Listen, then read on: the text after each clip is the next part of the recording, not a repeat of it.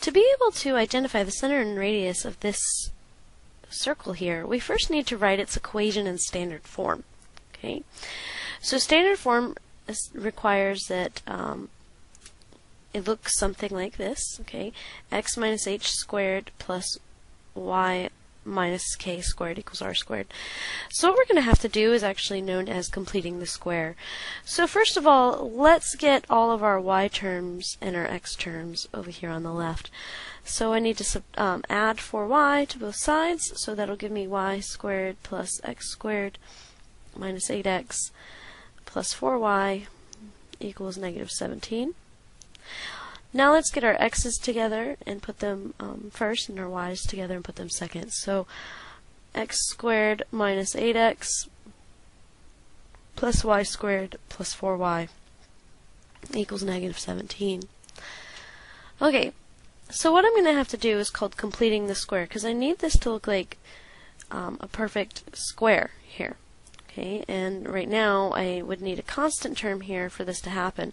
Well, you're allowed to add and subtract whatever you want to one side of an equation as long as you add it to the other. So what I'm going to do is I'm going to add something like right in this spot here to make this a perfect square trinomial. Okay, that way I can then factor it down to a perfect to a binomial squared. Okay. So the way you do that is you take the center term,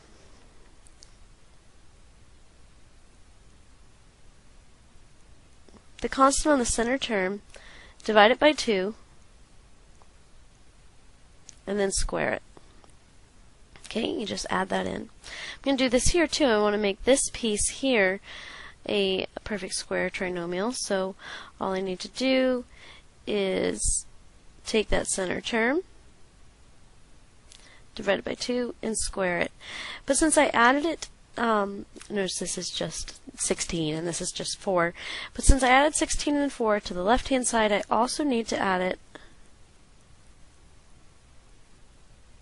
kind of running into my thing, sorry, to the right hand side. Okay, so by doing this I have x squared minus 8x plus 16 plus y squared plus 4y plus 4 equals, that's negative 1 plus 4, so 3. Okay, so now this is a perfect square trinomial, which means it factors to x minus 4. Okay, and this factors to y plus 2 squared. So this is the format we wanted it in, because now I can tell by this that these are my h and k's. Okay, so notice it has to be minus h, so if it's minus 4, that means h is positive 4, and this would be like minus negative 2, so this would be negative 2. Okay, so this is my center. These are my h and k.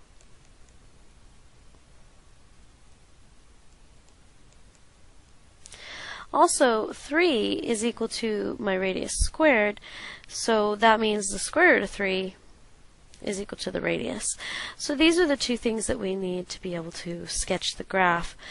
Now, because the radius is the square root of 3, and that's almost 2, you know, it's 1.7 something, it's 1.73.